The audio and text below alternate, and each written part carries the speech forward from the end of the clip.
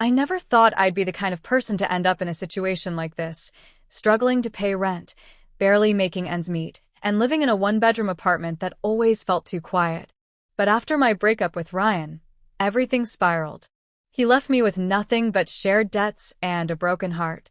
Starting over in a new city wasn't brave, it was desperate. I picked up 2 jobs just to survive, one as a barista in the mornings and another doing temp admin work during the week. It barely covered groceries, let alone rent.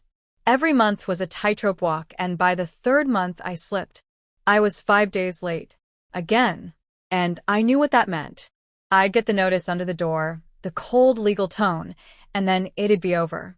I kept staring at my phone, dreading the message that would tell me to vacate. Instead, I got something else. "Hey, this is Ethan, your landlord. Can we talk for a moment? I'll be outside your door." I froze. Ethan was hard to read. Mid-30s, tall, always wore button-downs with the sleeves half-rolled.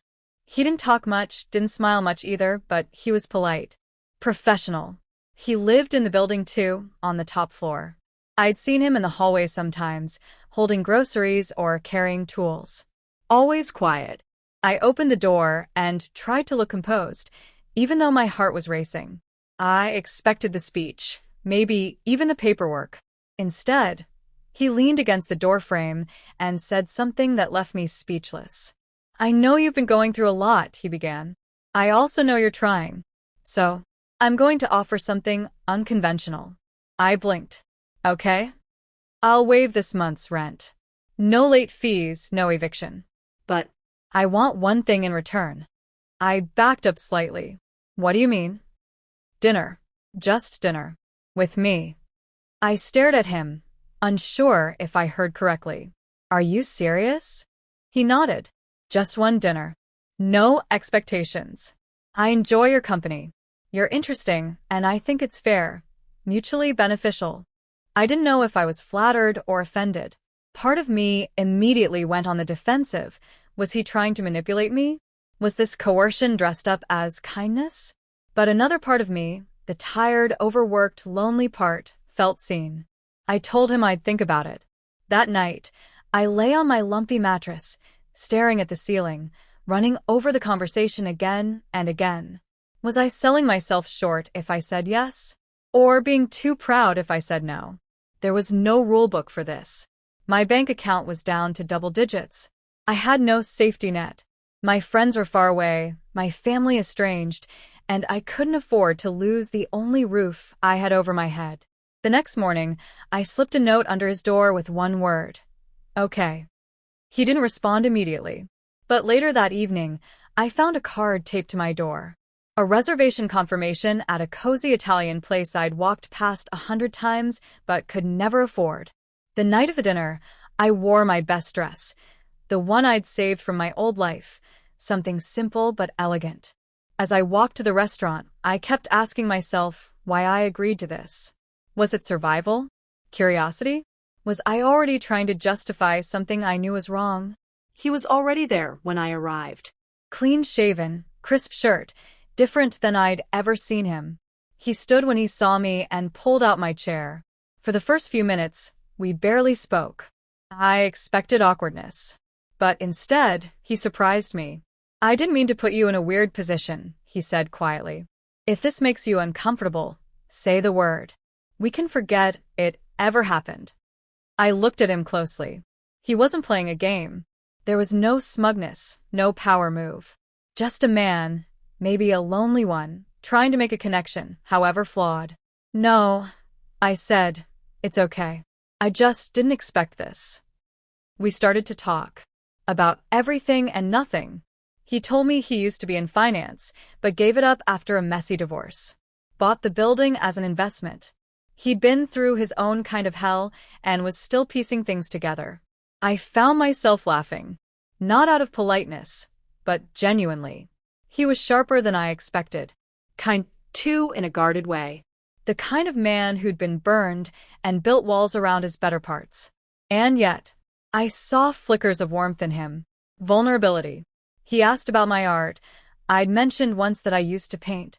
No one remembered that anymore. It made me feel human, not like a burden. At the end of dinner, when the check came, he paid without hesitation. As we walked back toward the building, the silence between us felt loaded. Not uncomfortable, just heavy with something unspoken. When we reached my door, he looked at me and said, "Thank you for tonight." I nodded, unsure what to say. Then he added, "The offer still stands for next month. If you want." My breath caught. There it was again, the line. Was this a transaction or something else? I didn't answer, just went inside and shut the door softly behind me. That night, I couldn't sleep. I kept wondering if this was how things started, if one blurred line leads to another until you can't see the edges anymore.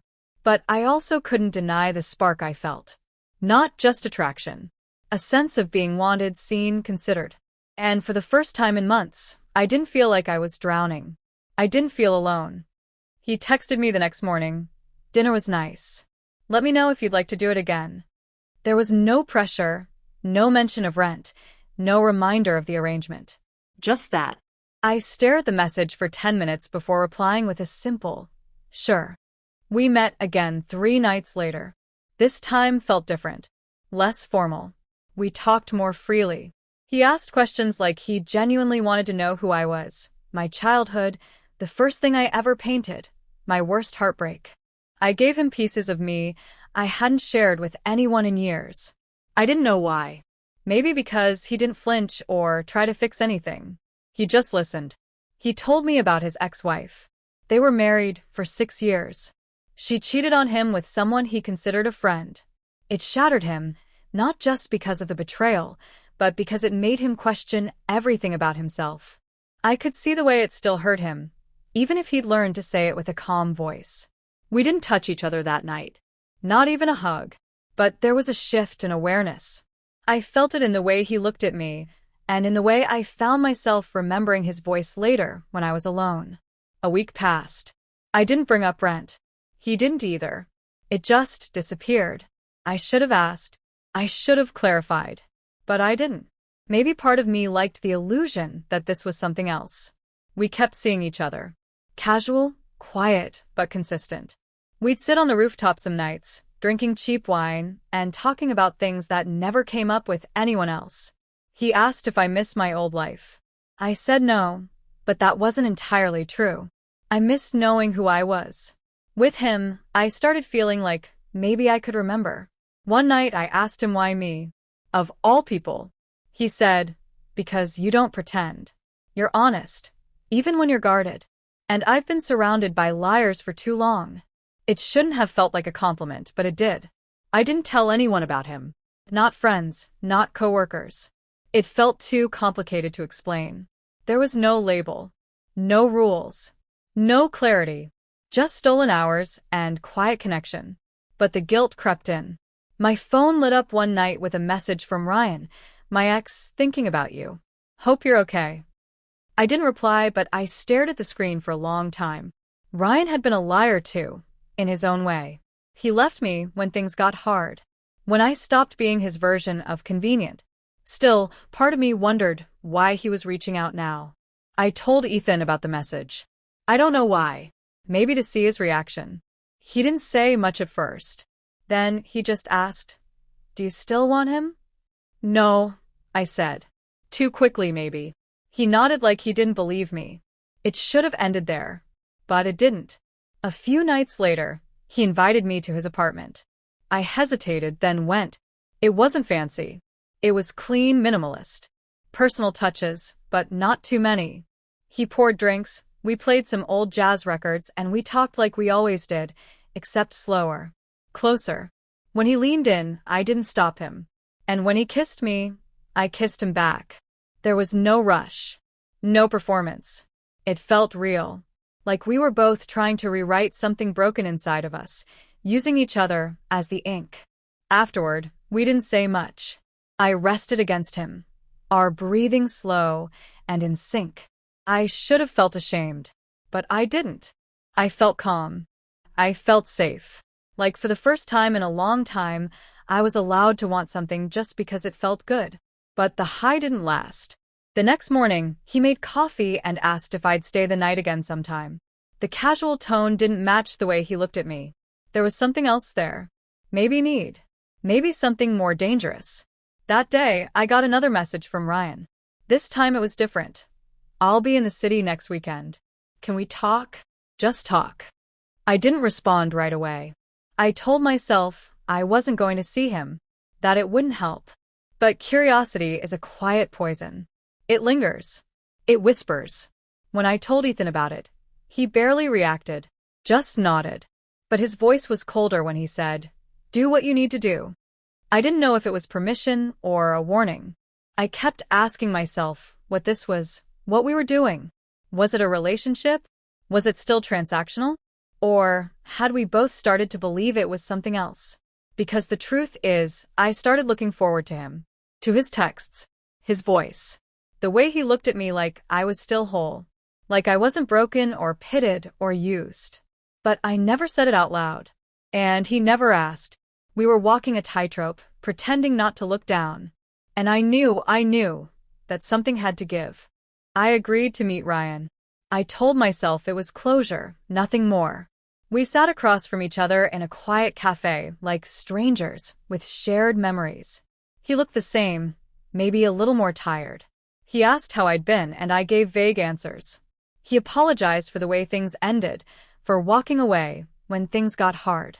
I wanted to stay cold, guarded, distant, but part of me softened. That part of me that still remembered the good days, the laughter, the comfort. He said he missed me, that he thought about us all the time, that losing me was the worst mistake he ever made. He didn't ask about my life now. He didn't ask if I was seeing someone. I don't think he wanted the answer. He just wanted to say what he came to say, maybe hoping it would open a door again.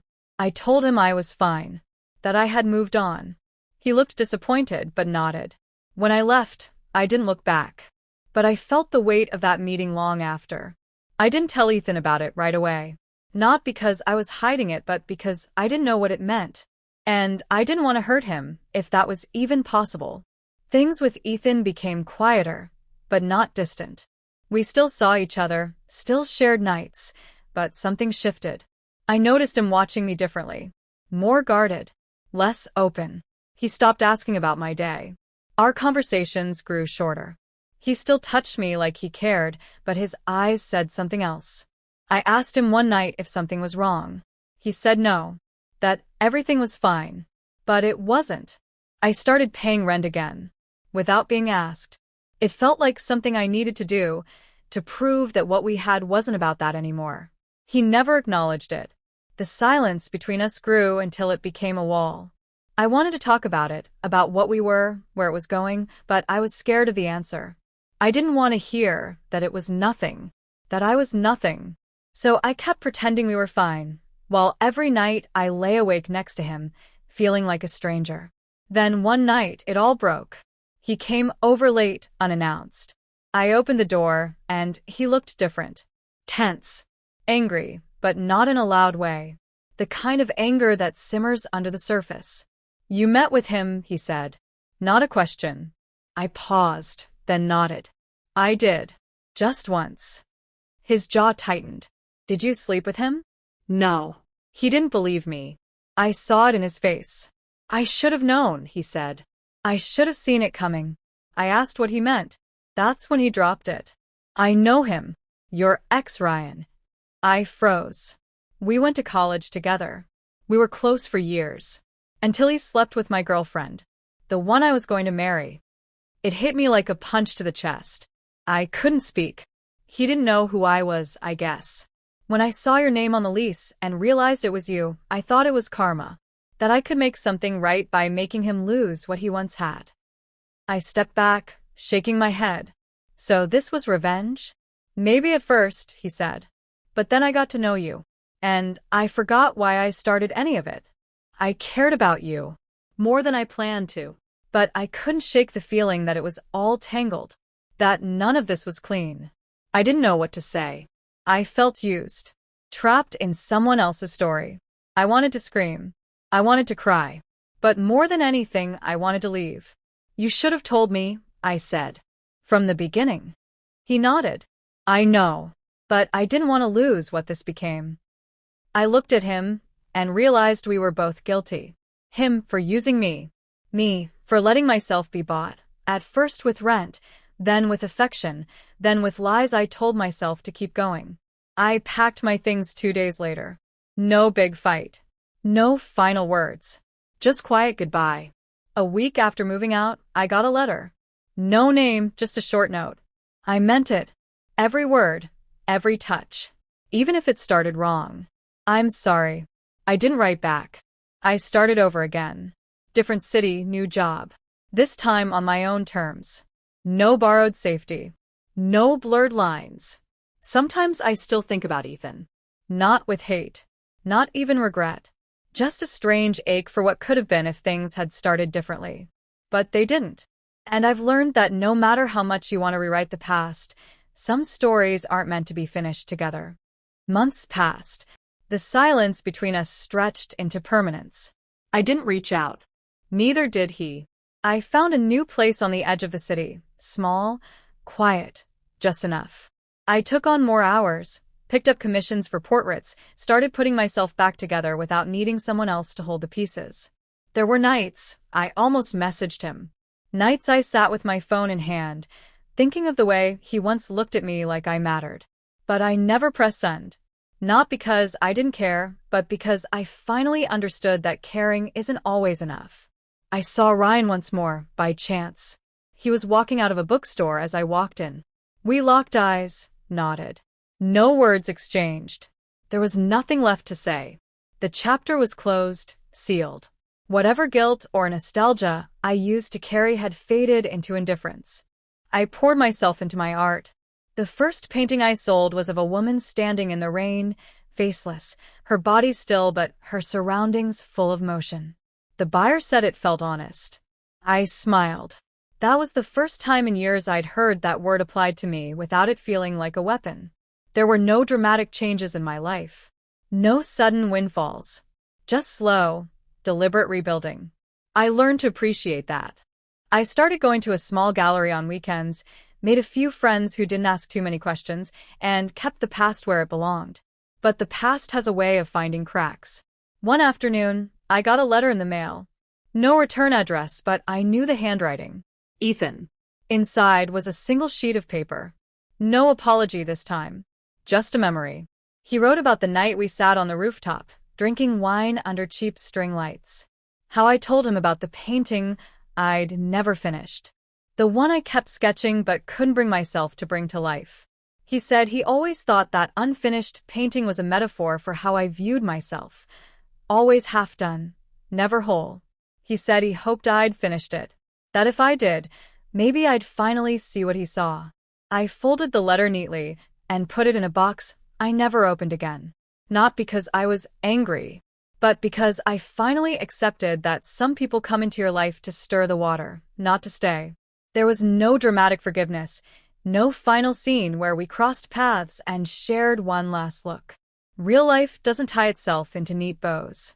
People make mistakes. Some they learn from. Others they carry. What Ethan and I had was real, even if it was born out of something twisted. That's what made it so hard to let go. We weren't villains. We were just broken people trying to make sense of each other. I sometimes wondered if he ever stood in my empty apartment after I left. If he noticed how quiet it was without me. If he missed the sound of my laugh, or the way I always left the blinds open just a little too wide. But those thoughts didn't hold power over me anymore. I started teaching art classes at a community center. The kids were loud and chaotic, but they made me laugh, reminded me that joy didn't need to be earned through pain. That creating could be pure again. Free from meaning, free from manipulation. One evening after class, a little girl held up her finger-painted canvas and said, "It's not perfect, but it's mine." That stuck with me. I went home that night and opened the sketchbook I hadn't touched in months. I flipped past the old pages, the ones full of rushed lines and forgotten shapes. Then I started something new. Not a painting. Just a small drawing. No plan. No pressure. Just my hand, a pencil, and silence. In that moment, I realized I wasn't looking for closure anymore. I wasn't searching for someone to fix me or prove me worthy. I wasn't waiting for validation wrapped in romance. I had survived lies, loneliness, betrayal, and I was still standing. I had scars, but they weren't shameful. They were maps of the roads I'd taken, even the wrong ones. And as for Ethan, I didn't regret him. He showed me how easy it was to confuse comfort with care, guilt with love, need with intimacy. But he also showed me that even flawed connections can leave something behind. What he gave me wasn't a clean slate. It was a mirror. And once I finally looked into it, I stopped seeing what I'd lost. I started seeing who I'd become.